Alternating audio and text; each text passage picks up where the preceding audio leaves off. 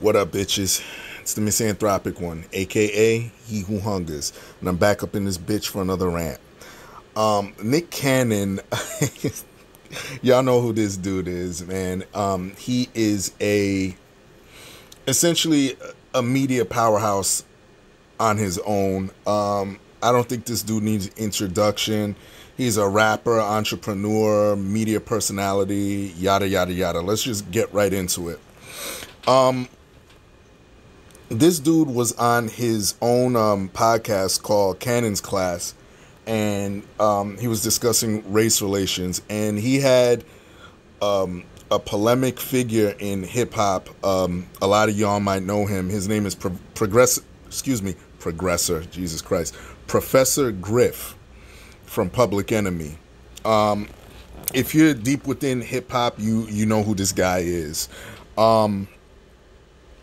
Nick Cannon is under fire basically because he said some things that were just very unsavory, all right? He said some very, very common anti-white rhetoric that I've heard, primarily all my life. Basically about people that lack melanin, white people. He was equating having melanin to having compassion, and people that lack melanin don't have any compassion. Therefore, like, white people, these are his words, had to be savages. This is why they ran in the Caucasus Mountains and this and that, and is basically, their way of justifying rape, murder, and just devious things that they do. And he stated that white people, they're a little less. Which is hilarious because this Negro ran around with Mariah Carey, who was obviously mixed. So it makes you think, what does he think about her? Or better yet, what does he think about his mixed children? What do you think they're going to say when they grow up and they find out about this shit? Dude, I don't even want to go into that. That's a whole nother other video. But the whole shit continued when Nick Cannon started stating that black people are the real Semites. When Professor Griff started talking about the Semetic language and all that stuff, Nick Cannon went and said, well, black people are the real Semites. And then he started going into what people view as conspiracy theories, when it comes down to, like, Jewish power, the Rothschilds, etc. And, this dude started referencing Farrakhan and all that, which that in itself probably sealed the deal.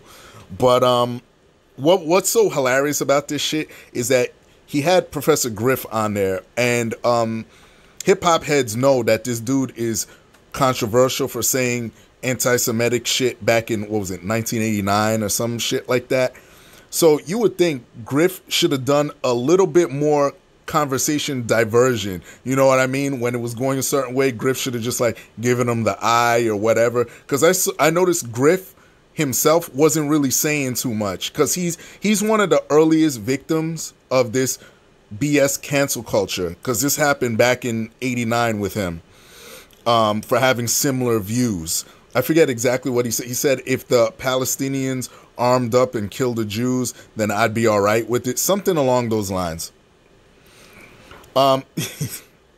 Look, let's just get right down to the nitty gritty of this shit. All right, when it comes down to the anti-white shit that he was saying, nothing would have happened to him had he stopped there, because we all know today it's open season on white people. Let's just call it what it is. You could say the most racist shit about white people and nothing will happen to you. And it's getting to the point where you could actually do racist and hateful shit towards white people and nothing will happen to you. Nothing at all. It'll be a slap on the wrist. I mean, just look at what's going on today. Call me a coon, whatever you want to call me, but you're not going to call me a liar. That's all I know. So anyway, oh God, where Nick fucked up was when he started to go into the Jewish shit. That's where he fucked up. And I think a lot of us know this. And let me just say this, because I've been asked this before when it comes to the Jewish denomination and all that stuff. Do I hate them? And no, I don't have a problem with Jewish people. I believe I was asked when I went on one of JD Black's shows, and someone asked that question. I said, look, I view every denomination like I view everybody else. I'm the same across the board. There's good and bad in everything. Okay? But when it comes to some of Nick's comments, when it comes down to like Jewish power, specifically in media, I don't think that's wrong. You know what I mean? It's kind of like stating the obvious, essentially, because there's a lot of Jews that have media control. That's just how it is. It's just like saying the NFL and the NBA, when it comes to the field, it's dominated by blacks, 85%. Okay, that's not anti-black. That's not racist to say that. You know what I mean? So, and actually, you know, when it comes down to that, I've said this in the past, you know, if black people took a page out of Jewish people's books and learned how to get into an occupation and then get other people into that occupation so you could start making it a lucrative thing for the community overall, there's absolutely nothing wrong with that. I don't see how people view that as some type of slight or some type of diss. I never understood that. Once you get organized, that's called organization, by the way. Once you get organized, you're gonna have your game sick tight. You know what I mean? Like, I've mentioned this before. You go to Brooklyn, a lot of it is Jewish owned. They listen, and it's all connected, and that's not a bad thing. They'll refer you to somebody else. They'll refer you over here. They'll refer you over here. And they keep that dollar circulating in their community. Again, when it comes down to black people, you could learn from that. What else do I got to say? I mean, it's just ridiculous. Him going down this road, he should have known that this was going to happen. And supposedly this was recorded a year ago, but it's now just gaining some traction. It's going viral. You know, this is the era of cancel culture. So Viacom, who he works for, turn around and say, yo, you done. That's it. Now, Nick came out, said that he apologizes. You know how I feel about apologies. It's whatever. Like, I think that it's soft as shit when you say something that you yourself believe to be true, and then you want to turn around 2 seconds later and apologize. I'm not down with that. Everybody does it now. It doesn't really mean anything anymore. But at the same time, this dude's trying to turn around and say, Viacom, you need to apologize to me for swindling me out of Wild 'N Out, because he's the host of that show and he wants full ownership. Nah, listen, bro, I don't think that's going to work, because there's all type of contracts and this and that you sign. And I don't see them giving that up that easily. You understand? This is why I say, to wrap this all up, this is why I say that black people, we should have our own shit. Nick Cannon is a very wealthy dude. He can go start his own brand, start his own shit, put Cannon's Class on there and say whatever the fuck he wants. I mean, regardless whether I agree with what he says or not, he'll still be able to put that out there because it's his platform. As long as you work for someone else, I mean, certain things ain't gonna fly. And again, like I keep mentioning, Voltaire says it best. You know who controls you when you take a look at who you can't criticize. And they showed you firsthand, hey, listen, get this motherfucker out of here. I've said it before and I'll say it again. When it comes down to Jews and gays, those are two denominations that if you go out here and try to say anything remotely anti them, if you're not clarifying that shit within an hour, dude, you're finished. And I wouldn't necessarily call that cancel culture. Only I mean, it is, but it isn't. Only because it's there on the defensive, and they got the money to back it up. When it comes down to being financially savvy, I guess, for lack of a better word, they know how to back it up. They're gonna put money behind it and say, "Yo, get this motherfucker out of here."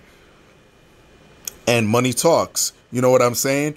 But when it comes to cancel culture, it's just a bunch of people just looking for things, going back in the past, looking for things that are offensive to them now, even though the standards were different at a time in the past, way in the past. You know what I mean? And even things in the modern day, if you say something like, "Oh, there's only two genders," and people get offended by that, they want to cancel you. I mean, it's really retarded. I'm just gonna leave it there.